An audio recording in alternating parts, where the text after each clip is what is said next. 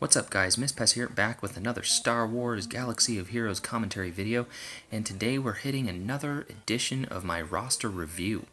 I know I've been out of commission for a little while, but that's a story for another time. Bottom line, I had to swap devices. Now I'm on an LG V20, so give me feedback on how the audio quality is on this, because they advertise that it has some pretty stellar audio quality. Back to the video, we're actually going to be hitting Dengar today. I'm very excited to be bringing you this video because Dengar is probably one of my favorite characters, although very underutilized. Digging into his stats, he does have decent health, although pretty low protection. His speed is very low, but his potency and tenacity are alright. His base potency could leave a little bit to be desired. His base critical chance is, it's alright as well. Basically, his stats make him look very mediocre. It's more his tool set that really makes him attractive. His basic attack is called Target Spotted. It deals physical damage to a target enemy, and if the target is suffering from any debuffs, there is a 50% chance, 60% with Omega, to call an ally to assist. If the assisting ally is a Scoundrel, the attack is guaranteed to be a critical hit. Now this makes synergy with IG-88, Greedo, and other very crit-heavy characters very advantageous. His first special ability is called Blast and Smash. It deals physical damage to a target enemy with 50% chance to inflict speed down for 3 turns. If the target had 50% turn meter or more, they are also stunned for 1 turn. His other special ability is Mini Mine Mayhem. It deals physical damage to all enemies, then inflicts negative status effects on all enemies that suffer a critical hit. Effects inflicted depend on the number of critical hits scored. With 1 critical hit, the target will receive tenacity down for 3 turns. 2 critical hits will inflict damage over time in addition to the tenacity down for 3 turns, and on 3 critical hits or more, all targets critically hit will receive the tenacity down, damage over time, and a 50% turn meter reduction. This ability in conjunction with his other special ability are the main reasons you want to try and stack potency and crit strike chance on Dengar. As if his special abilities weren't awesome enough, his unique is Grizzled Veteran. Whenever Dengar receives a critical hit, he gains stealth for 2 turns. Whenever an enemy evades Dengar's attack, he gains 60% turn meter. And whenever Dengar suffers a negative status effect, he gains tenacity up for 2 turns. This makes Dengar far more survivable than his stats really lead on.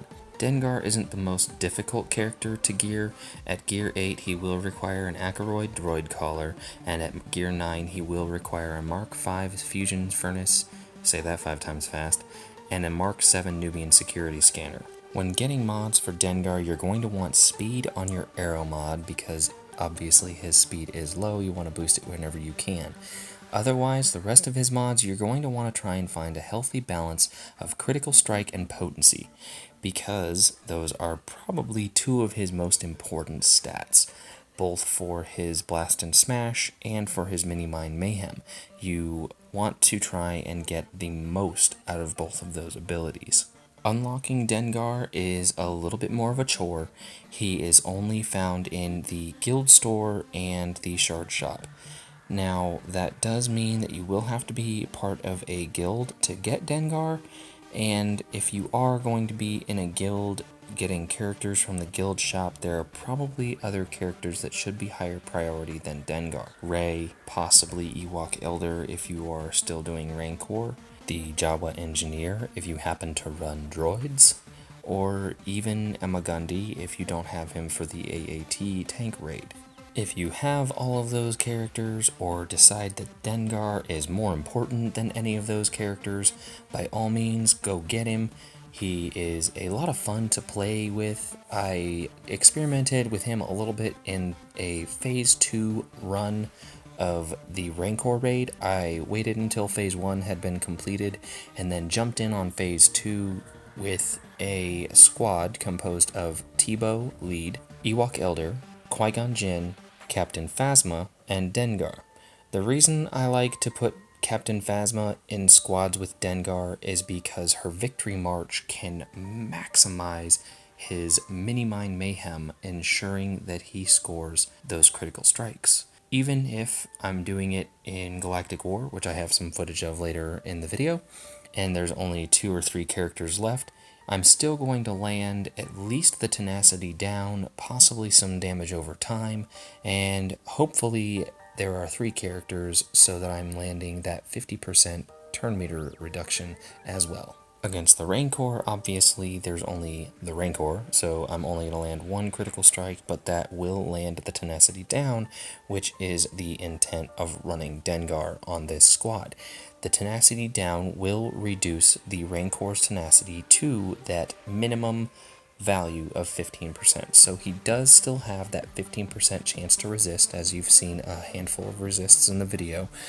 The overall goal there is that you can take in a T-Bow or a Qui-Gon Jinn who have much lower base tenacity than a gear maxed T-Bow. For example, my T-Bow is only gear 8 and only at about 55% tenacity, but was still able to land turn meter down fairly often and fairly regularly against the Rancor as long as he had tenacity down.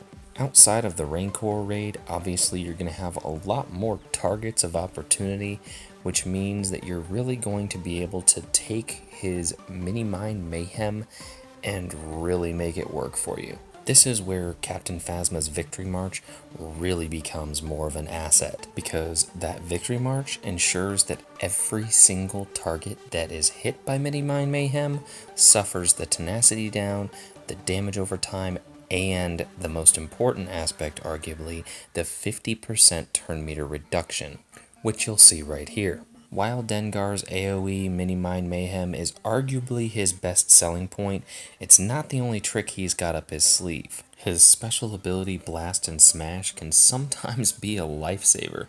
I've used it a few times to stun a target that would have otherwise probably messed up my day. Now, I will caution against using Dengar as the slowing agent in your Rancor team, because his Blast and Smash is a 4-turn cooldown, Omega to 3, and it's only a 50% chance of landing that speed down. Instances where Dengar is really going to excel are arguably kind of few and far between. He has a very niche use.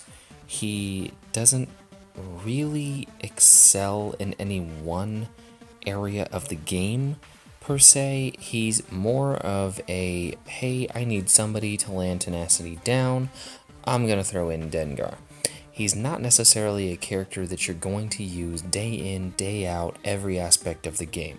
I personally use him on both of my accounts in my Scoundrel events, the credit heist and the droid smuggling events. I personally like Dengar. I think he's a very useful character. I think he's one of those characters who requires a little bit more strategy to maximize his potential. That about wraps up my Dengar review for you guys. I'd like to keep them short and sweet. If you missed my last roster review video, it was on B2. I know I covered General Kenobi, but it wasn't technically a my roster review video as much as I would have loved it to be. But I have to earn him the same way you guys do. Well, as always guys, thanks for watching. Like, favorite, subscribe, and I'll catch you later.